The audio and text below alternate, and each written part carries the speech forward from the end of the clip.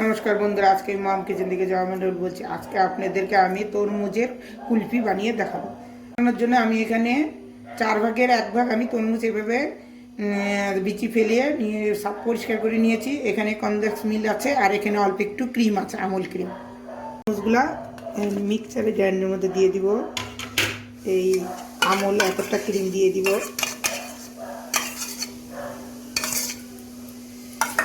আর condense মিল্কের মধ্যে দিয়ে দেবো। দিয়ে এখন এটা আমি ভালো করে পেস্ট করে নিব। আমি মিক্সিতে এটা পেস্ট করে নিয়েছি, এরকম হয়েছে।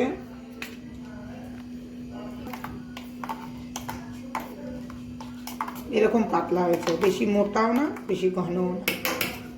এখন আমি এই আইসক্রিম বানানোর এই চামচটার মধ্যে নিয়ে নেব।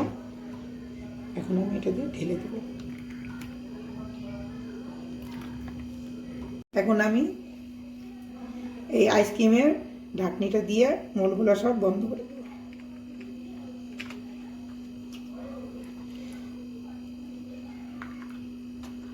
এখন আমি এটা ডিপ ফ্রিজে রেখে দিব 10 ঘন্টার জন্য। বন্ধুরা আমার দেখুন 10 ঘন্টা হয়ে গেছে। এখন আমি আইসক্রিমগুলা কুলফিগুলা খুলে দেখব। দেখুন কি সুন্দর কুলফি, তরমুজের কুলফি। এখন